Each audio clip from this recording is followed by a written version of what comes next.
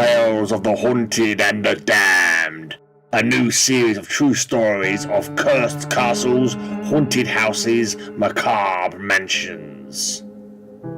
It was one of the finest houses in London's East End, but in that year of 1923 it was sold to young Dr. Weston for a song. Then one night his wife found out why, for the unspeakable forces of the occult hurled her into the very depths of hell, and dark was the pit. The stairway is vanishing under my feet. I'm plunging down. Eee!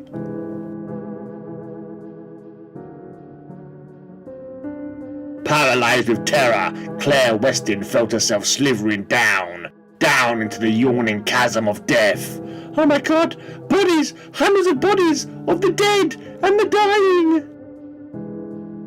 But seconds later, she was back in the world of reality.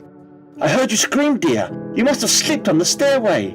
It was that stair, the 6th stair. It vanished under my feet and I fell through, as if into another world. It was horrible. I was in some ghastly kind of mass grave with bodies all around me. Be reasonable, Claire. How could that step vanish when the stairway is made of solid oak? It must have been some hallucination caused by the fall, but thank heaven you're all right. I think I'll go lie down and rest for a while. Yes, it could only have been an illusion, but that night, when Dr. Weston hurried down to answer a night call, the stairway disappeared beneath me. Yeah! And as his throat knotted in utter terror, my God, the pit Claire was babbling about. Am I losing my mind? It can't be real.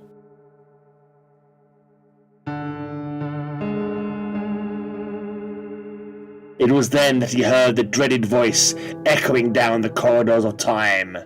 Bring out your dead! Bring out your dead! Clang, clang. And in the next moment, a torrent of flesh engulfed him. Bodies plunging down on me! I'll be buried alive! Seconds later, as the doctor awoke, Darling, I found you unconscious at the bottom of the stairs. That horrible pit, I plunged into it too, and yet, how is it possible? That stair is solid oak. I don't understand. It was an elderly patient who revealed part of the answer. Aye, Doctor, my grandfather told me about it. This house was built over a huge burial pit, used in the Great London Plague of 1665. Ever since it was built, no one has lived in it for more than a week, and I know why. The grave had been sealed for centuries. What dark force made it suddenly yawn again? Why did that eerie 6th stair trigger the recurring nightmare? No one knew. The Westons abandoned the house. It was destroyed in the London Blitz of World War II. But how long before that delirium of horror breaks through again from the world of the unknown? End.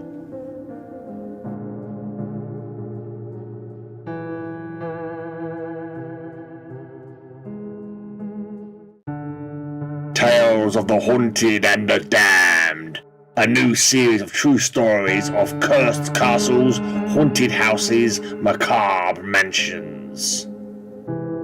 To the famed English author Captain Marryat, the spectre was an obvious hoax. Captain Frederick Marryat at your service, madam. Please remove your veil so I can meet the phantom lady face to face. Visitor beware. These dark corridors are alive with menace.